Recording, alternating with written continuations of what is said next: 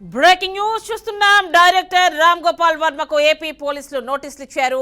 ఈ నెల 19న Ongole rural PS లో విచారణకు రావాలని నోటీసులు జారీ అయ్యాయి.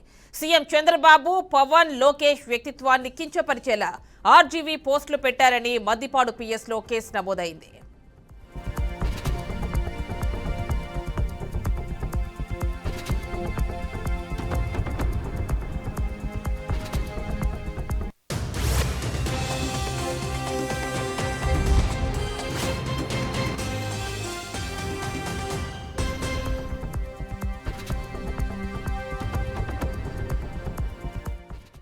ఇక రామ్ గోపాల్ వర్మకి నోటీసులు జారీపై పూర్తి డీటెయిల్స్ మా కరెస్పాండెంట్ క్రాంతి అందిస్తారు. క్రాంతి, చెప్పండి.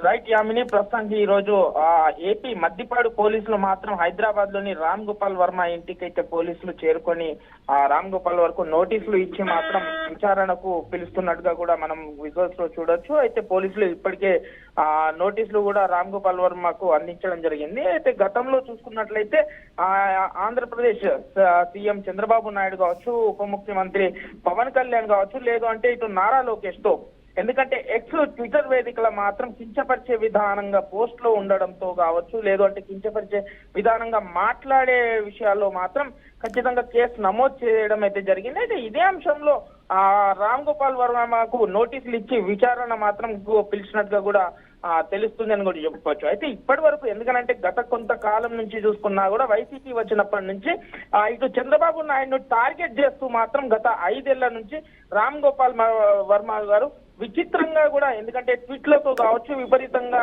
గతంలో కూడా మాట్లాడడం జరిగినది ఉద్దేశపూర్వకంగానే జరిగినట్లు కూడా కేసు నమోదు చేస్తున్నట్టయితే తెలుస్తుంది Yamini. Right Kranthi, thank you.